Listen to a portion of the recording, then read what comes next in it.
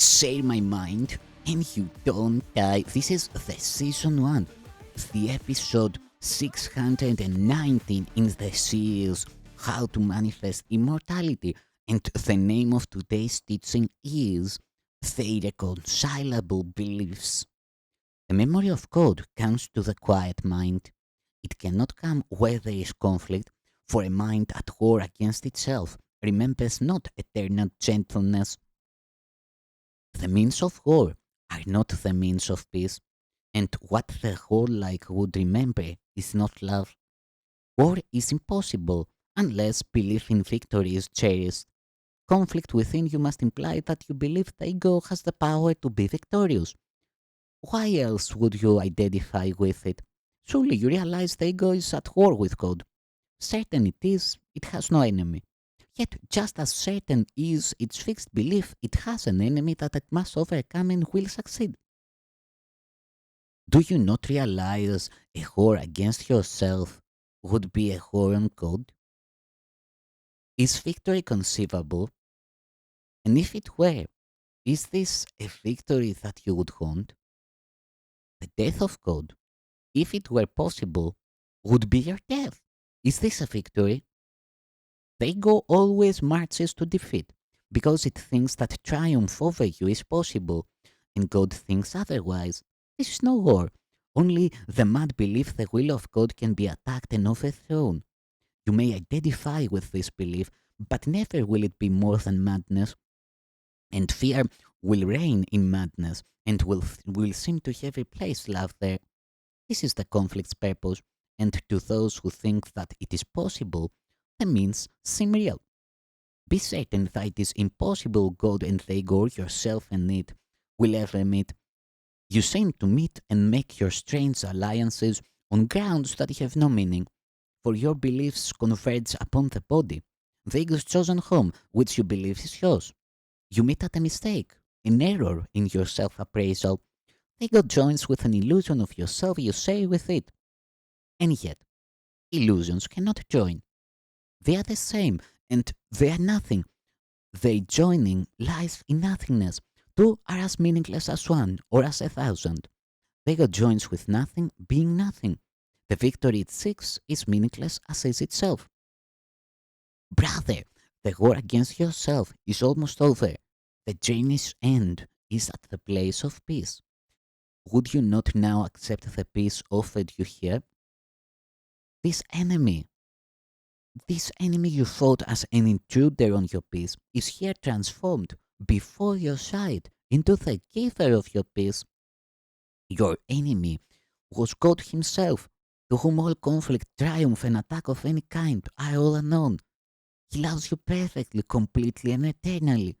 The Son of God at war with His Creator is a condition as ridiculous as nature roaring at the wind in anger, proclaiming it is part of itself no more.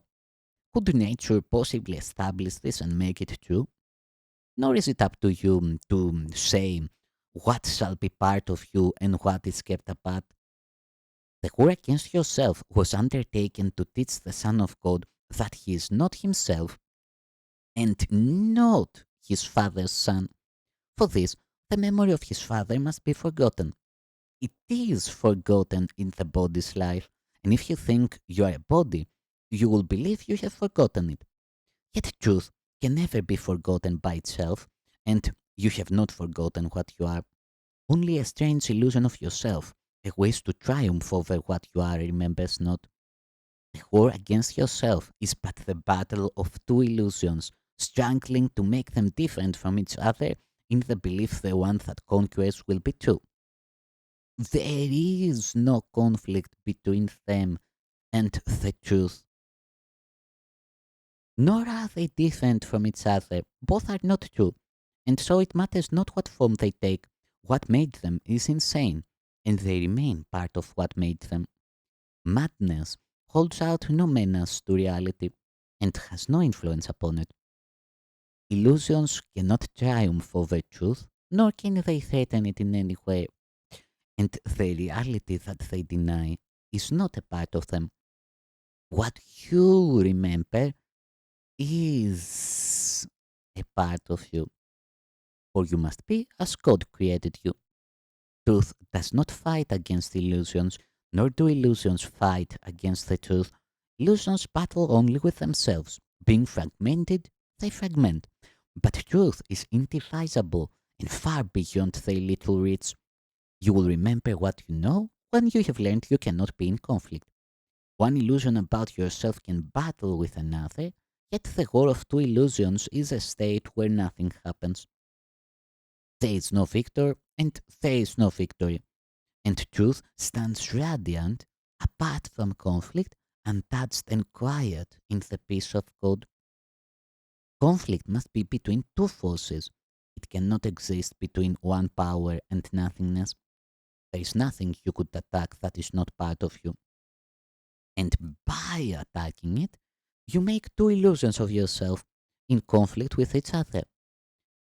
And this occurs whenever you look on anything that God created with anything but love. Conflict is fearful, for it is the birth of fear. Yet what is born of nothing cannot win reality through battle. Why would you fill your world with conflicts with yourself? Let all this madness be undone for you, and turn in peace to the remembrance of God still shining in your quiet mind. See how the conflict of illusions disappears when it is brought to truth. For it seems real only as long as it is seen as war between conflicting truths, the conqueror to be the truer, the more real, and the vanquisher of the illusion that was less real made an illusion by defeat. Thus, conflict is the choice between illusions, one to be crowned as real, the other vanquished and despised. Here will the father never be remembered, yet no illusion can invade his home and drive him out of what he loves forever.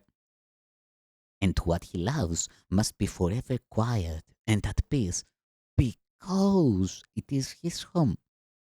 You who are beloved of him are no illusion, being as true and holy as himself. The stillness of your certainty of him and of yourself is home to both of you, who dwell as one and not apart. Open the door of his most holy home, and let forgiveness sweep away all trace of the belief in sin that keeps God homeless and his Son with him. You are not a stranger in the house of God. Welcome your brother to the home where God has set him in serenity and peace and dwells with him.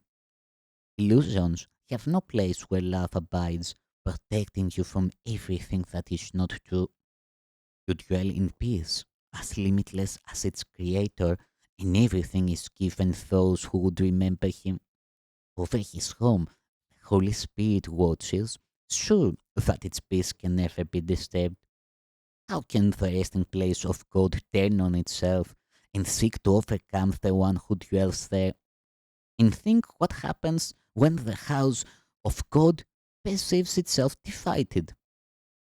The altar disappears, the light grows dim, the temple of the Holy One becomes a house of sin, and nothing is remembered except illusions. Illusions can conflict because their forms are different, and they do battle only to establish which form is true. Illusion meets illusion, truth itself. The meeting of illusions leads to war. Peace, looking on itself, extends itself. War is the condition in which fear is born and grows and seeks to dominate. Peace is the state where love abides and seeks to share itself. Conflict and peace are opposites. Where one abides, the other cannot be. Where either goes, the other disappears. So is the memory of God obscured in minds that have become illusion's battleground. Yet, far beyond this senseless war, it shines, ready to be remembered when you side with peace.